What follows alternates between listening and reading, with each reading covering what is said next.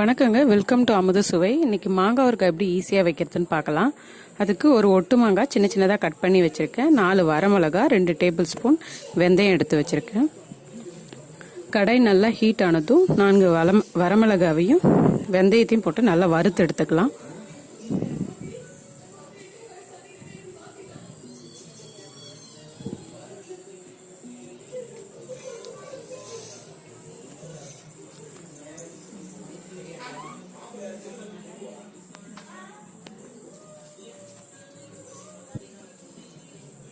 பாருங்க, நல்லா வெந்தயம் செவந்து வந்துட்டு இருக்கு.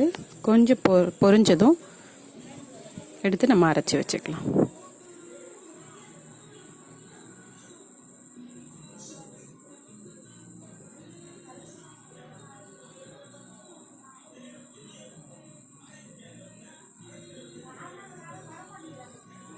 உங்களுக்கு காரம் கொஞ்சம் அதிகமாக வேணும்னா இன்னும் 2 வரமிளகாய் எக்ஸ்ட்ரா கூட சேர்த்துக்கலாம்.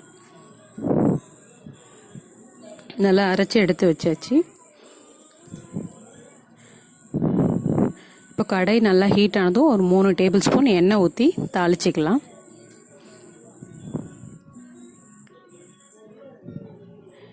எண்ணெய் நல்லா ஹீட் ஆயிடுச்சு. 1 டேபிள் ஸ்பூன் கடுகு சேர்த்துக்கலாம். கடுகு நல்லா பொரிஞ்சதும் கருவேப்பிலை போட்டுக்குங்க. 1 ஸ்பூன் பெருங்காயத்தூள் சேர்த்துக்கோங்க, நல்லா வாசனையாக இருக்கும். இப்போ கட் பண்ணி வச்சுருக்க மாங்காவை சேர்த்து அதில் வதக்கிக்கலாம்.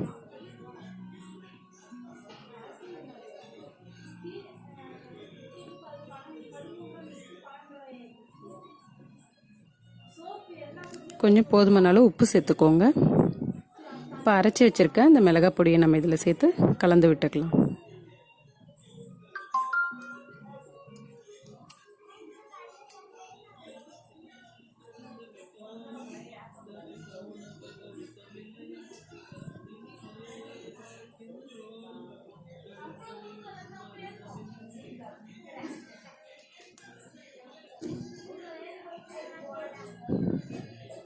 நல்லா கலந்து விட்டுக்கோங்க.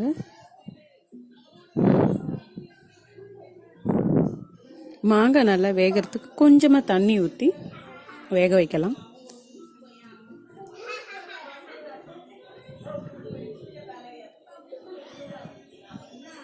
இது ஒரு 5 நிமிஷத்துலேயே வெந்துடும் நல்லா நமக்கு.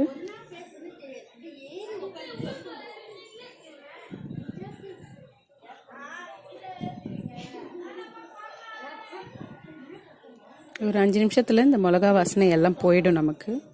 இப்போ பாருங்கள், நல்லா இருக்குது. இன்னும் கொஞ்சம் எண்ணெய் ஊற்றிக்கலாம். எண்ணெய் நிறைய ஊற்றினா அவ்வளோ சீக்கிரத்தில் வீணாகாது.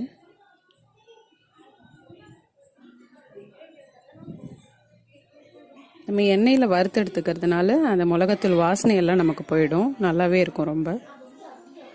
அவ்வளோதாங்க, ரொம்ப ஈஸியாக செஞ்சிடலாம் ஒரு 10 நிமிஷத்தில். நீங்களும் ட்ரை பண்ணி பாருங்கள். Please like and subscribe. Thank you.